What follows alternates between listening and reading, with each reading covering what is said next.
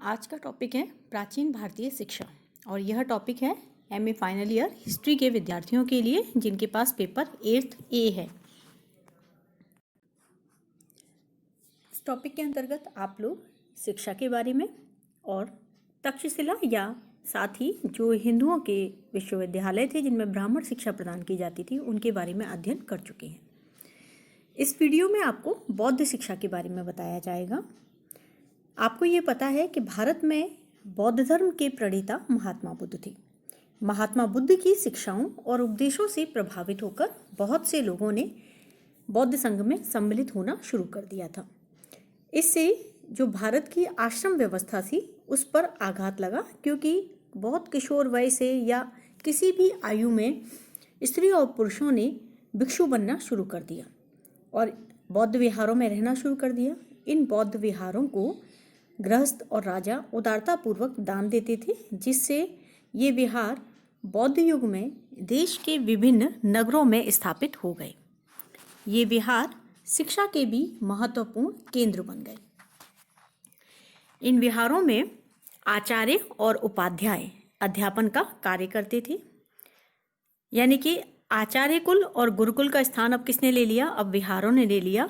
जैसे आप लोग नालंदा के बारे में पढ़ेंगे तब भी यही पढ़ेंगे, वहाँ भी विहार ही थे, बाद में वो शिक्षा का केंद्र बन गए। बौद्ध विहारों में भिक्षुओं और विद्यार्थियों की संख्या बहुत ज़्यादा हुआ करती थी और लेकिन इन्हें इतना अधिक दान प्राप्त होता था कि इसके लिए इन्हें भिक्षा की आवश्यकता नहीं रहती थी, क्योंकि ये बौद्ध विहार बहुत समृद्ध और धन धान्य से पूर्ण थे। एक बड़े समुदाय में रहते हुए विद्यार्थी यहाँ शिक्षा प्राप्त करते थे और इस प्रकार से ये शिक्षा के केंद्र के रूप में विकसित होते चले गए। महात्मा बुद्ध के बाद नालंदा, श्रावस्ती, वल्लभी बहुत से ऐसे शिक्षा केंद्र थे जो बौद्ध शिक्षा के केंद्र के रूप में विख्यात हुए। इन विश्वविद्यालयों का प्रबंधन किसी विशिष्ट विद्वान के निर्देशन में होता था, जो संघ के सदस्यों के मतों से भिक्षुओं में से चुना जाता था। ऐसा प्रबंधक अपने ज्ञान और विद्वता में अग्रणी होता था। नालंदा विश्वविद्यालय जो पहले बौद्ध संघ था, कालांतर में शिक्षण संस्था के रूप में विख्यात हुआ। और ये भी ध्यान रखिएगा कि नालंदा को और विक्रमशिला को अंतर्राष्ट्रीय विश्वविद्यालय का दर्जा दिया जाता है और इनमें प्रशासन का संचालन करने के लिए समितियां होती थीं जो प्रशासन को संचालित करती थी। अब हम यहाँ पढ़ेंगे नालंदा विश्वविद्यालय के बारे में। ये भी कह सकते हो कि प्रथम अंतर्राष्ट्रीय विश्वविद्यालय, द्वितीय अंतर्राष्ट्रीय विश्वविद्यालय से कहा जाता है, प्रथम विक्रमशिला को कहा जाता है। प्राचीन भारत के शिक्षा केंद्रों में नालंदा का नाम जो है वो अत्यधिक प्रसिद्ध है। बिहार प्रांत की राजधानी पटना के दक्षिण में लगभग 40 मील की दूरी पर नालंदा आधुनिक बड़गांव नामक स्थान पर स्थित था। इसके अवशेष जो हमें प्राप्त हुए ये वहीं से प्राप्त हुए। राजगृह से नालंदा की दूरी लगभग 8 मील है। यहाँ सबसे पहले जो बौद्ध विहारों की स्थापना कराई थी वो बौद्ध विहारों की स्थापना यहाँ पर गुप्त काल में हुई थी, लेकिन 500 श्रेष्ठियों ने मिलकर 10 करोड़ मुद्राओं से नालंदा क्षेत्र को खरीदा और इसे महात्मा बुद्ध को अर्पित किया था। यह महात्मा बुद्ध के प्रमुख शिष्य सारिपुत्र की जन्मभूमि थी। महात्मा बुद्ध ने भी यहाँ के आम्रवन में कई दिन व्यतीत करके अपने शिष्यों को धर्म की शिक्षा दी थी। बाद में अशोक ने यहाँ एक विहार का निर्माण कराया, लेकिन 5वीं शताब्दी ईस्वी में जब यहाँ गुप्त राजाओं ने विहार का निर्माण कराया तब यह क्षेत्र प्रसिद्ध हुआ। बौद्ध विद्वान दिगनाग ने नालंदा में जाकर वहाँ के विख्यात पंडित सुदुर्गम को शास्त्रार्थ में पराजित किया था और उसके बाद गुप्त राजाओं ने इसके विकास में योगदान दिया। कुमारगुप्त, जिसका समय है 414 से 455 ईस्वी, इसे कुमारगुप्त प्रथम भी कहा जाता है। शक्रादित्य कुमारगुप्त की उपाधि है और महेंद्रादित्य भी इसकी उपाधि है। ये कहा जाता है कि इसने यहाँ बौद्ध विहार की या एक महाविद्यालय जिसे कह सकते हैं उसकी स्थापना कराई, क्योंकि वेनसांग ये लिखता है कि इसका संस्थापक शक्रादित्य था, जिसने बौद्ध धर्म के त्रिरत्नों के प्रति अपनी श्रद्धा के कारण इसकी स्थापना करवाई थी। और शक्रादित्य की उपाधि की पहचान कुमारगुप्त प्रथम से की जाती है। और उसके बाद कुमारगुप्त के पुत्र और उत्तराधिकारी बुद्धगुप्त ने अपने पिता के कार्य को जारी रखते हुए इसके दक्षिण में दूसरा विहार बनवाया। इसके बाद तथागत गुप्त ने पूर्व में एक विहार बनवाया और फिर बालादित्य ने पूर्वोत्तर दिशा में एक अन्य विहार बनवाया। इसके बाद इसके पुत्र वज्र ने इस विहार के पश्चिम की ओर एक विहार बनवा दिया और इसके बाद मध्य भारत के एक शासक ने यहाँ एक विहार बनवाया और सभी विहारों को घेरते हुए एक चहारदीवारी बनवा दी। चीनी जाति द्वारा उल्लिखित सभी राजा में से जो प्रारंभिक 5 राजा हैं वे गुप्त वंश के हैं, इसीलिए ये माना जाता है कि गुप्त काल में ही नालंदा विश्वविद्यालय की स्थापना हुई थी। बाद में ये भी कहा जाता है कि हर्षवर्धन ने यहाँ एक ताम्र विहार बनवाया था। 11वीं सदी में भी अनेक राजाओं ने यहाँ पर निर्माण कार्य करवाए। इस तरह से धीरे धीरे निर्माण कार्य होते चले गए। ह्वेनसांग हर्षवर्धन के समय आया था, इसलिए हमें ये पता है कि जिस समय ह्वेनसांग आया उस समय तक नालंदा विश्वविद्यालय अंतर्राष्ट्रीय ख्याति प्राप्त कर चुका था। यहाँ देश विदेश के हजारों विद्यार्थी शिक्षा प्राप्त करने के लिए आने लगे और अनेक चीनी विद्वान भी इसकी प्रशंसा सुनकर यहाँ आकृष्ट हुए और उन्होंने अपने देश में जाकर इसके बारे में लिखा है। अब अगर हम इसकी व्यवस्था देखें कि किस तरह से इसका ढांचा बना हुआ था, तो विहारों के बारे में अभी मैंने आपको बताया भी है कि गुप्त राजाओं ने इस तरह से विहार बनवाए और बाद में एक चारदीवारी भी बनवा दी गई। यहाँ अनेक विहार थे जिन विहारों में ये कहा जाता है कि ये जो विश्वविद्यालय है लगभग 1 मील लंबा और आधे मील चौड़े क्षेत्र में फैला हुआ था। भवन, स्तूप, विहार वैज्ञानिक योजना के आधार पर बनाए गए थे। विश्वविद्यालय में 8 बड़े कमरे और व्याख्यान के लिए 300 छोटे कमरे बने हुए थे। 3 भवनों में धर्मगंज नामक पुस्तकालय था जो अत्यधिक विशाल था।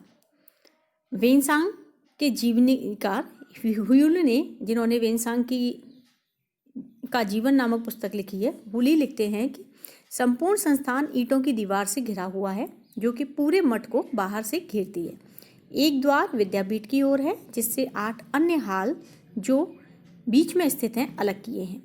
प्रचुर रूप से अलंकृत मीनारें तथा परियों के समान गुंबज पर्वत की नुकीली चोटियों की तरह परस्पर हिले मिले से खड़े हैं। मान मंदिर धूम्र में विलीन हुए से लगते हैं तथा ऊपरी कमरे बादलों के ऊपर विराजमान है, यानी कितने ऊंचे हैं कि ऐसा लगता है कि बादलों के ऊपर विराजमान है। खिड़कियों से कोई यह देख सकता है कि किस प्रकार हवा एवं बादल नया नया रूप धारण करते हैं। ह्वेनसांग ने हुली को जो बताया, हुली ने वही लिखा। तो हम ये कह सकते हैं कि हुली ने उनकी ऊंचाई को दर्शाने के लिए इस तरह का वर्णन किया है। यहाँ का जो सबसे बड़ा विहार था वो 203 फीट लंबा और 164 फीट चौड़ा था। इसके कक्ष 9.5 से 12 फीट लंबे थे। इसके अलावा यहाँ ऐसे जलाशय थे जिनमें कमल तैरते रहते थे। यहाँ अनेक विशालकाय भवन थे और छोटे बड़े कक्ष थे। प्रत्येक कोने पर कुओं का निर्माण किया गया था। नालंदा विश्वविद्यालय के संचालन हेतु 200 गांव दान में प्राप्त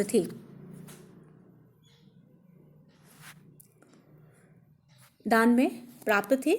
इन गांवों की आय से यहाँ के भिक्षु कार्यकर्ताओं और विद्यार्थियों का पालन पोषण होता था। विद्यार्थियों से किसी भी प्रकार का शुल्क नहीं लिया जाता था और साथ ही यहाँ पर शिक्षा भी निःशुल्क दी जाती थी। इसके अलावा साथ ही हमें ये भी पता चला है कि यहाँ कई स्थानों पर महात्मा बुद्ध की प्रतिमा और बोधिसत्वों की प्रतिमा यहाँ पर रखी हुई थी, यानी कि मूर्तियाँ उनकी वहाँ रखी हुई थी। अब बात करते हैं यहाँ की प्रवेश परीक्षा की। यदि नालंदा विश्वविद्यालय में किसी को प्रवेश लेना होता था तो उसके लिए कठोर नियम था। वहाँ के मुख्य द्वार पर, महाविहार के प्रवेश द्वार पर एक द्वार पंडित बैठा हुआ होता था। जो द्वार पंडित बहुत ज्ञानी होता था और यह उस विद्यार्थी की पूर्व परीक्षा लेता था। प्रवेश परीक्षा में पास होने के पश्चात ही विद्यार्थी प्रवेश कर सकता था। विहार में प्रवेश हेतु व्याकरण, न्याय, अभिधर्म कोश का ज्ञान होना आवश्यक था। ह्वेनसांग ये कहता है कि प्रवेश परीक्षा बहुत कठिन थी। 8-10 विद्यार्थी असफल हो जाया करते थे, केवल 1 या 2 सफल हो पाते थे। द्वार पंडित को पराजित कर जो विद्यार्थी नालंदा के महाविहार में प्रविष्ट होते थे उन्हें कड़ी मेहनत करनी होती थी और जो परास्त हो जाते थे वो वापस हो जाते थे, और यही कारण है कि नालंदा विश्वविद्यालय शिक्षा के लिए बहुत अधिक प्रसिद्ध भी था। इसके अलावा यहाँ पर जो शिक्षा दी जाती थी वो शिक्षा दी जाती थी यहाँ पर मुख्य रूप से तो बौद्ध धर्म की शिक्षा दी जाती थी। महायान शिक्षा का केंद्र था, लेकिन महायान और बौद्ध धर्म के 18 संप्रदायों के ग्रंथों के अतिरिक्त यहाँ वेद, हेतु विद्या बोलते हैं न्याय को, शब्द विद्या, योग शास्त्र, चिकित्सा, तंत्र विद्या, सांख्य दर्शन आदि की शिक्षा भी प्रदान की जाती थी। विभिन्न विषयों के जो विद्वान थे वो प्रतिदिन कम से कम 100 व्याख्यान देते थे, जिसमें प्रत्येक विद्यार्थी को उपस्थित होना आवश्यक था। इसके बारे में इतनी जानकारी हमें कैसे प्राप्त होती है, क्योंकि वेनसांग और इत्सिंग इन दोनों ने ही नालंदा विश्वविद्यालय में अध्ययन किया था। वेनसांग ने 18 महीने रहकर अध्ययन किया और यहाँ सैकड़ों की संख्या में, उसने बताया कि सैकड़ों की संख्या में उच्च कोटि के विद्वान रहते हैं। इत्सिंग ने भी यहाँ नालंदा में अपना समय व्यतीत किया और लगभग 400 ग्रंथों का उसने अध्ययन किया, जिनके श्लोकों की संख्या 5 लाख थी। इन पुस्तकों को वह अपने साथ चीन भी लेकर गया। इत्सिंग कहता है, जब इत्सिंग यहाँ आया यानी कि 673 ईस्वी को ताम्रलिप्ति बंदरगाह वो पहुंचा था, तो तभी के लगभग उसने नालंदा में प्रवेश लिया। वो यह कहता है कि यहाँ के विद्यार्थियों की संख्या 3000 थी, लेकिन वेनसांग ये कहता है वेनसांग के समय यह 10,000 हो गई थी महाविहार में। इसके अलावा ये है कि यहाँ के शिक्षकों की जो संख्या थी, यहाँ के शिक्षक करीब 1510 थे, जिनमें से 1010 सूत्र निकायों में दक्ष थे और 500 अन्य विषयों में।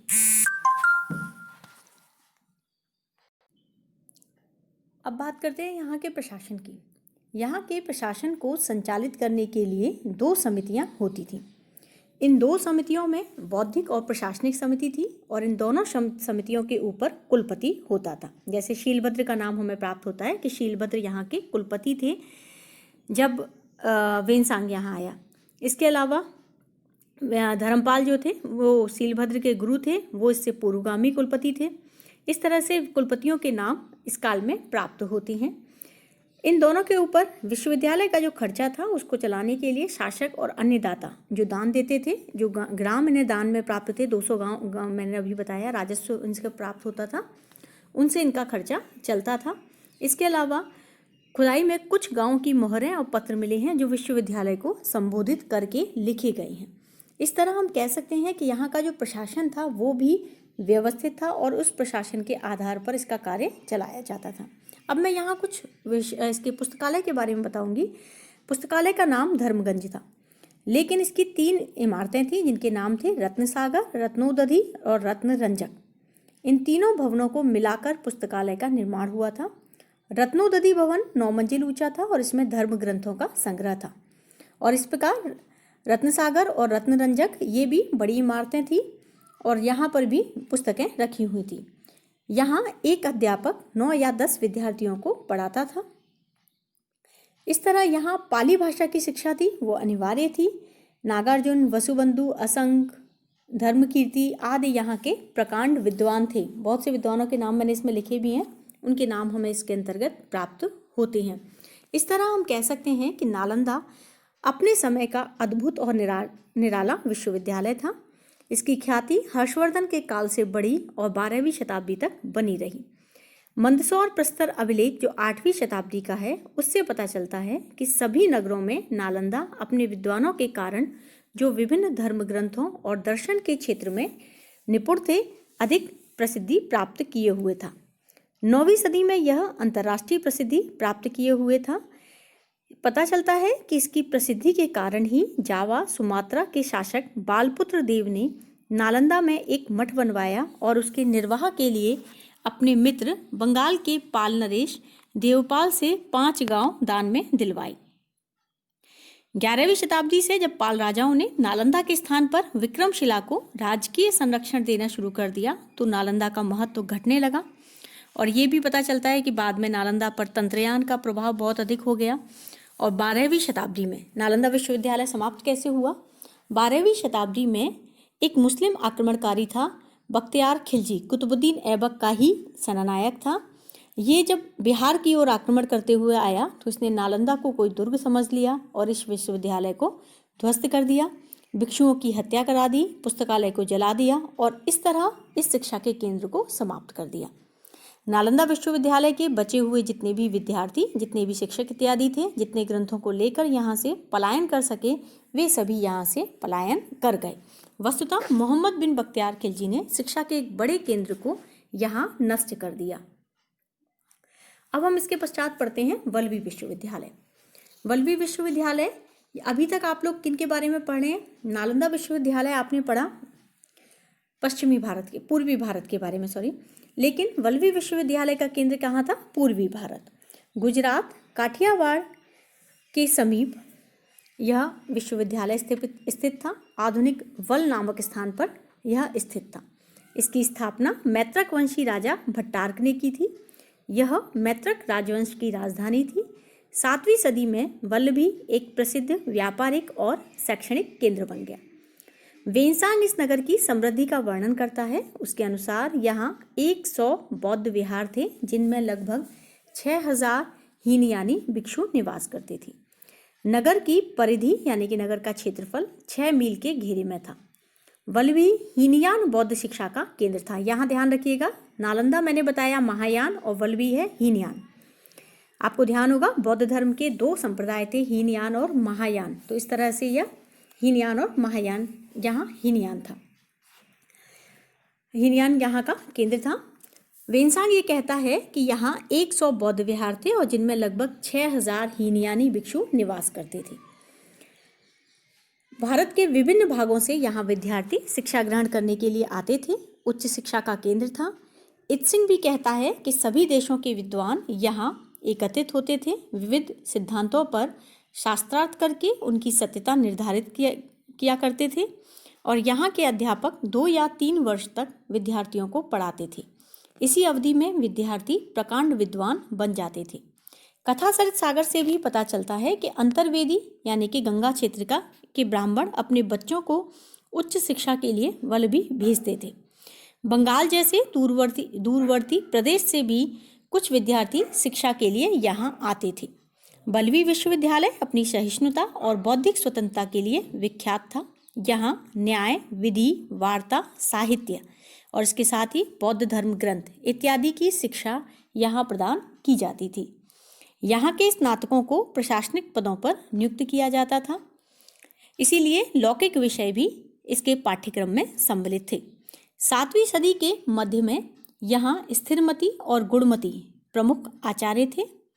धरसेन प्रथम के लेख से पता चलता है कि उसने इनके आवास के लिए 2 सुंदर विहार बनवाए थे।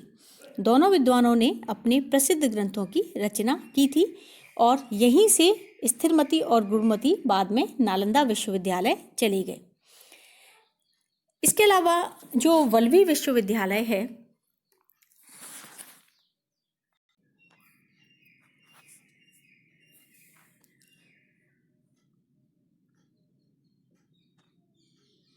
सातवीं सदी में वल्लभी का जो विश्वविद्यालय है वो नालंदा की प्रतिस्पर्धा करने लगा। मैत्रक राजाओं ने इसे दान दिए, इसीलिए इसकी उन्नति हुई और राजकीय संरक्षण के साथ साथ विश्वविद्यालय को नगर के प्रसिद्ध व्यापारियों और व्यवसायियों से भी दान मिला। यहाँ के उत्तीर्ण विद्यार्थी राजकीय पदों पर या अपने जीवन यापन करने के निमित्त आर्थिक सहायता प्राप्त करते थे। 8वीं शताब्दी में जब अरब आक्रमण इस क्षेत्र में शुरू हुए तो उसके पश्चात वल्लभी जो शिक्षा के केंद्र के रूप में खत्म होता चला गया। हालांकि ये भी कहा जाता है 12वीं शताब्दी तक इसका महत्व बना रहा। कालांतर में मुस्लिम शासकों ने इसको पूरी तरह समाप्त कर दिया। अब इसके बाद है तीसरा प्रमुख विश्वविद्यालय विक्रमशिला विश्वविद्यालय। बिहार प्रांत के भागलपुर जिले में विक्रमशिला नालंदा के समान ही एक अंतर्राष्ट्रीय ख्याति प्राप्त शिक्षा केंद्र था। आधुनिक समय में इसके अवशेष हमें भागलपुर से 24 मील पूर्व की ओर पत्थरघाट नामक पहाड़ी पर प्राप्त हुए हैं। विक्रमशिला के महाविहार की स्थापना पाल राजा धर्मपाल ने, धर्मपाल का समय है 775 से 800 ईस्वी, त्रिपक्षीय संघर्ष में प्रमुख रूप से भाग लिया इस राजा ने। धर्मपाल ने इसकी स्थापना कराई थी। उसने यहाँ मंदिर और मठ बनवाए और उन्हें उदारतापूर्वक अनुदान दिया। यहाँ 160 विहार तथा व्याख्यान के लिए अनेक कक्ष बने हुए थे। धर्मपाल के उत्तराधिकारी 13वीं सदी तक इसे राजकीय संरक्षण प्रदान करते रहे और इसीलिए विक्रमशिला 4 शताब्दियों से भी अधिक समय तक अंतर्राष्ट्रीय विश्वविद्यालय बना रहा। विक्रमशिला विश्वविद्यालय में 6 महाविद्यालय थे। प्रत्येक में एक केंद्रीय कक्ष था और 108 अध्यापक थे। केंद्रीय कक्ष को विज्ञान भवन कहा जाता था। प्रत्येक महाविद्यालय में एक प्रवेश द्वार होता था और प्रत्येक प्रवेश द्वार पर एक द्वार पंडित बैठता था प्रवेश परीक्षा लेने के लिए। नालंदा की भांति यहाँ भी महाविद्यालय के प्रवेश द्वार पर द्वार पंडित को बिठाया गया था और द्वार पंडित की प्रवेश परीक्षा में जो सफल होता वही विद्यार्थी महाविद्यालय में प्रवेश कर सकता था। कनक के शासनकाल में हमें द्वार पंडितों के नाम भी प्राप्त होते हैं कि पूर्व द्वार पर आचार्य रत्नाकर शांति, पश्चिम द्वार पर वागीश्वर कीर्ति, उत्तर द्वार पर नरोप, दक्षिण द्वार पर प्रज्ञाकर मति और प्रथम केंद्रीय द्वार पर रत्नवज्र और द्वितीय केंद्रीय द्वार पर ज्ञानेश्वरी मित्र ये यहाँ रहते थे। विश्वविद्यालय के अध्ययन के विशेष विषय व्याकरण, तर्कशास्त्र, मीमांसा, तंत्र, विधिवाद आदि थे। यहाँ के आचार्यों में दीपंकर श्रीज्ञान का नाम उल्लेखनीय है। वो विश्वविद्यालय के कुलपति थे। वे हीनयान, महायान, वैशेषिक तथा तर्कशास्त्र के विद्वान और तिब्बती बौद्ध धर्म के महान लेखक थे। 11वीं सदी में तिब्बती लेखक चनचुब के निमंत्रण पर वे तिब्बत गए, जहां उन्होंने बौद्ध धर्म के सुधार में महत्वपूर्ण योगदान दिया। तिब्बती स्रोतों में उन्हें 200 ग्रंथों की रचना का श्रेय दिया गया है। किसको? दीपंकर श्रीज्ञान को। इसके अलावा 12वीं सदी में अभ्यंकर गुप्त यहाँ के आचार्य थे। वे तंत्रवाद के महापंडित थे। तिब्बती और संस्कृत में उन्होंने कई ग्रंथ लिखे हैं। इसके अलावा रक्षित, जेतारी, रत्नाकर, शांति, ज्ञानश्री, मित्र, रत्नवज्र, तथागत, रक्षित आदि यहाँ के प्रसिद्ध विद्वान थे। 12वीं सदी में लगभग 3000 विद्यार्थी यहाँ शिक्षा ग्रहण करते थे। इनमें अधिकांशतः तिब्बत के थे। तिब्बती छात्रों के आवास के लिए विश्वविद्यालय में एक विशिष्ट अतिथि गृह बनवाया गया था। यहाँ एक संपन्न तथा विशालकाय पुस्तकालय भी था। विश्वविद्यालय का प्रबंध चलाने के लिए मुख्य संघाध्यक्ष की देखरेख में एक परिषद थी, जिसके सदस्य विभिन्न प्रशासनिक कार्यों जैसे नवागंतुकों को दीक्षित करने, नौकरी की व्यवस्था करने, उनकी देखभाल, खाद्य सामग्री, ईंधन की आपूर्ति आदि कार्यों को संपन्न करते थे। शैक्षणिक व्यवस्था 6 द्वार पंडितों की समिति द्वारा संचालित होती थी। इस समिति का एक अध्यक्ष होता था। तारानाथ के विवरण से ज्ञात होता है कि पाल शासक नालंदा विश्वविद्यालय के कार्यों की देखरेख करने के लिए विक्रमशिला के आचार्यों को नियुक्त किया करते थे। विक्रमशिला विश्वविद्यालय के पाठ्यक्रम की अवधि के विषय में हमें पता नहीं है, लेकिन यह ज्ञात होता है कि यहाँ के स्नातकों को अध्ययन उपरांत पाल शासक उपाधियाँ प्रदान करते थे। हो सकता है यहाँ आज की तरह दीक्षांत समारोह आयोजित किया जाता हो। इसके अलावा यहाँ स्नातकों को पंडित की उपाधियाँ प्रदान की जाती थी। महापंडित, उपाध्याय, आचार्य उच्चतर उपाधियाँ थी। विक्रमशिला विश्वविद्यालय 11वीं 12वीं सदी में भारत का संपन्न, सुसंगठित और प्रतिष्ठित विश्वविद्यालय था। इस विश्वविद्यालय का मुख्य कार्य तिब्बत में भारतीय सभ्यता का प्रचार प्रसार करना था। यहाँ के कई आचार्य तिब्बत में इस कार्य के लिए गए भी थे। 1203 ईस्वी में मुस्लिम आक्रांता बख्तियार खिलजी ने, जिसने नालंदा को ध्वस्त किया, उसी ने विक्रमशिला विश्वविद्यालय को भी दुर्ग के भ्रम में ध्वस्त कर दिया, भिक्षुओं की हत्या कर दी, ग्रंथों को जला दिया। इस समय विश्वविद्यालय के कुलपति शाक्य श्री भद्र थे और वे अपने कुछ अनुयायियों के साथ जितने ग्रंथ बच सकते थे उन्हें लेकर तिब्बत चले गए। इनके अतिरिक्त यानी कि हमें विक्रमशिला, नालंदा और वल्लभी के अतिरिक्त 2 विश्वविद्यालयों के नाम और प्राप्त होते हैं, जिनके नाम हैं जगदल और ओदंतपुरी। पाल राजा रामपाल के समय 11वीं 12वीं शताब्दी में ओदंतपुरी और जगदल में भी शिक्षण केंद्र स्थापित करवाए गए थे। जगदल विश्वविद्यालय तंत्रयान शिक्षा का प्रसिद्ध केंद्र था। यहाँ अनेक विद्वान हुए, जैसे विभूति चंद्र, दानशील, मोक्षाकर गुप्त आदि। ये तांत्रिक विद्वान थे, ये ध्यान रखिएगा। और इसी तरह से ओदंतपुरी जो था ये भी बौद्ध शिक्षा का एक बड़ा केंद्र बन गया। इस तरह से भारत में बौद्ध धर्म की स्थापना के साथ बौद्ध और ब्राह्मण शिक्षा पैरेलल चली, और इसीलिए भारत को इन दोनों ने ही मिलकर प्रसिद्ध विश्वविद्यालय भी प्रदान किए, जिससे भारत विश्व की शिक्षा का एक प्रमुख केंद्र बनकर उभरा था। धन्यवाद।